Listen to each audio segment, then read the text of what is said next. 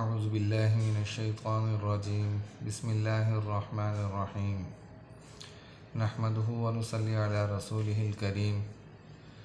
اما بعد فاعوذ باللہ من الشیطان الرجیم بسم اللہ الرحمن الرحیم۔ حضرت ابی بن کعب رضی اللہ تعالی عنہ کی ایک روایت ہے جس کا مفہوم یہ ہے کہ آپ صلی اللہ علیہ وسلم نے ایک مرتبہ مجھ سے پوچھا، کیا آپ کو معلوم ہے کہ قرآن پاک کی سب سے عظیم آیت کون سی ہے؟ کیونکہ بڑوں کا سوال کرنا اور تادیباً خاموش رہنا یا لا علمی کا اظہار کرنا یہ صحابہ کرام ہی کے اندر ایک بہت بڑی صفت تھی کہ اللہ تبارک و تعالیٰ کو یا اس کے رسول صلی اللہ علیہ وسلم کو معلوم ہوگا۔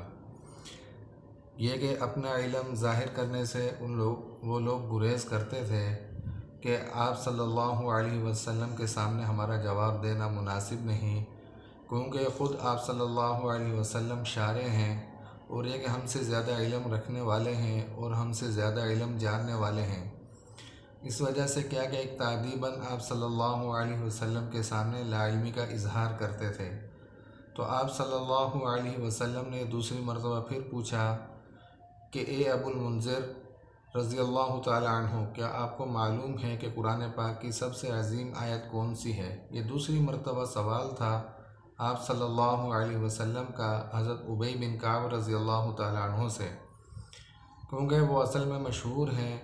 اپنے کنیت ابو المنذر رضی اللہ تعالی عنہ کے لقب سے۔ تو آپ صلی اللہ علیہ وسلم نے دو مرتبہ جب سوال کیا تو پہلی مرتبہ میں یہ جواب دیا کہ اللہ تبارک و تعالیٰ اور اس کے رسول صلی اللہ علیہ وسلم ہی زیادہ جانتے ہیں۔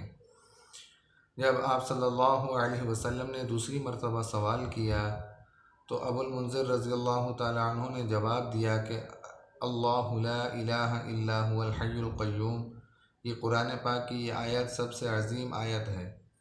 تو آپ صلی اللہ علیہ وسلم نے ابو المنذر رضی اللہ تعالی عنہ فرماتے ہیں کہ آپ صلی اللہ علیہ وسلم نے میرے سینے پر ہاتھ مار کر فرمایا کہ تمہیں تمہارا علم مبارک ہو۔ اب یہ کہ ایک تو تادیباً خاموش رہے اور دوسرا یہ کہ آپ صلی اللہ علیہ وسلم کی دعا بھی ساتھ میں لی کہ علم کے اندر بڑھوتری کی، زیادتی کی آپ صلی اللہ علیہ وسلم نے، اور یہ کہ مبارکباد دی کہ تمہیں تمہارا علم مبارک ہو۔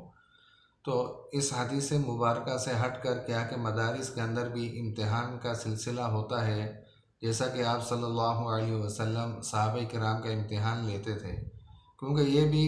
حضرت ابی بن کعب رضی اللہ تعالی عنہ کا ایک امتحان تھا۔ پہلے تو جو خاموش رہے وہ صرف اسی وجہ سے کہ ہو سکتا ہے کہ آپ صلی اللہ علیہ وسلم ویسے ہی پوچھ رہے ہوں، تو لیکن یہ کہ جب آپ صلی اللہ علیہ وسلم نے دوبارہ سوال کیا تو پھر حضرت ابی بن کعب رضی اللہ تعالی عنہ جو قرآن پاک کے ایک بہت بڑے قاری ہیں صحابہ کرام میں سے، تو دوسری مرتبہ سوال کرنے پر انہوں نے تادیباً آپ صلی اللہ علیہ وسلم کو جواب دیا۔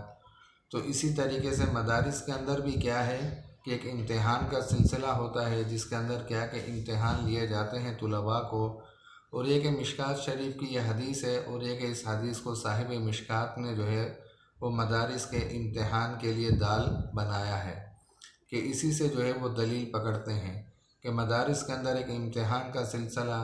اور دوسرا کیا کہ اعزازی نمرات سے جو نوازا جانا، یہ تمام کی تمام چیزیں جو ہیں وہ اس حدیث کی روح سے سامنے آتی ہیں، اور یہ کہ ایک ملتی ہیں کہ امتحان جس طریقے سے آپ صلی اللہ علیہ وسلم صحابہ کرام کا لیا کرتے تھے،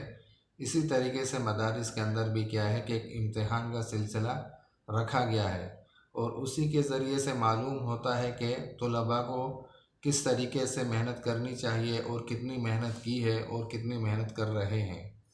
تو ویڈیو بنانے کا مقصد صرف یہ ہے